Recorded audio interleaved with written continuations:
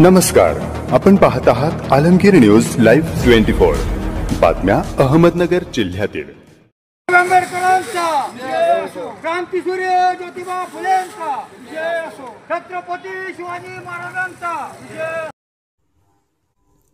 बहुजन समाज पार्टीचे उमेदवार यादव यांच्या प्रचाराचा शहरात प्रारंभ। धर्मांध शक्तीला रोखण्यासाठी सर्व समाजाचा साथ व विकासाचा नारा।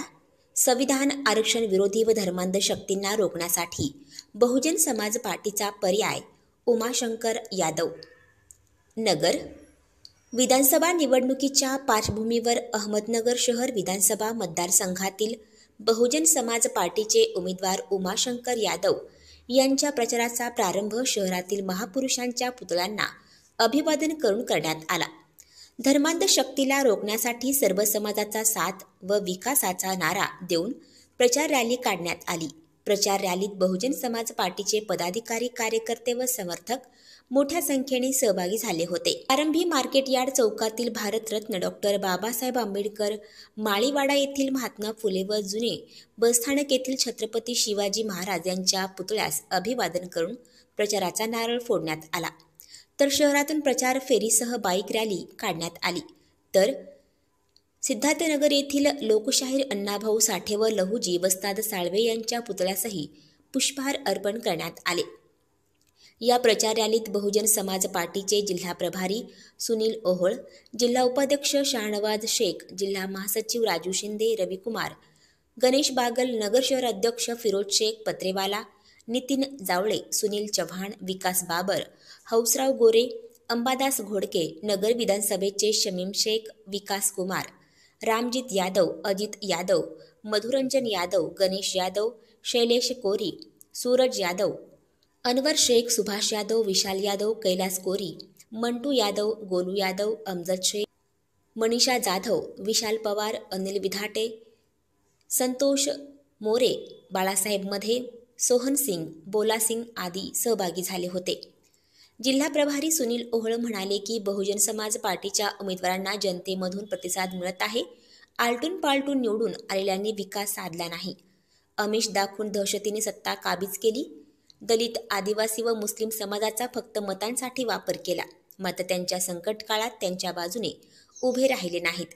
या समाजाला वारंवार टार्गेट केले जात असल्याचे त्यांनी सांगितले। वक्फ बोर्डच्या प्रश्नावर शिवसेनेचे उद्धव ठाकरे गट खासदार वॉकआउट करतात। भाजपचे आमदार नितेश राणे शहरात येऊन मुस्लिम समाजाला टार्गेट करून त्यांच्या मुलाबाळांना घरात घुसून मारण्याची भाषा करतात। जगाला शांतीचा संदेश देणारे मोहम्मद पैगंबर यांच्याबद्दल गैरउद्गार काढले जातात। या विरोधात देखील भूमिका घेतली जात नाही। अशा प्रवृत्तींना लढा देण्यासाठी बहुजन समाज पक्ष ताकदीने निवडणुकीच्या मैदानात उतरला असल्याचे त्यांनी सांगितले। उमेदवार उमाशंकर यादव म्हणाले की समतेचा संदेश घेऊन सर्व समाजाला बरोबर घेऊन जाणारे कार्य बहुजन समाज पार्टीच्या माध्यमातून केले जाणार आहे। शहराचा विकास, उद्योगधंद्यांना चालना, दहशतमुक्त करून युवकांना रोजगाराला चालना व कामगारांचे प्रश्न सोडवून शहराचा विकास साधला जाणार असल्याचे त्यांनी सांगितले।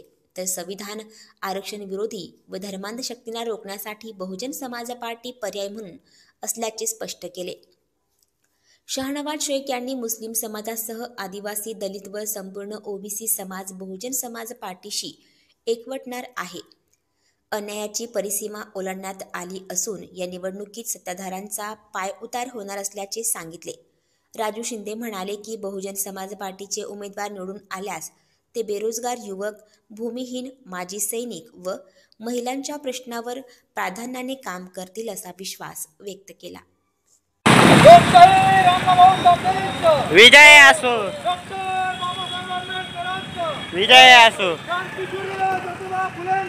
विजय असो, छत्रपती शिवाजी महाराजांचा विजय असो, बहुजन समाज पार्टीचा विजय असो, बहुजन समाज पार्टीचा विजय असो।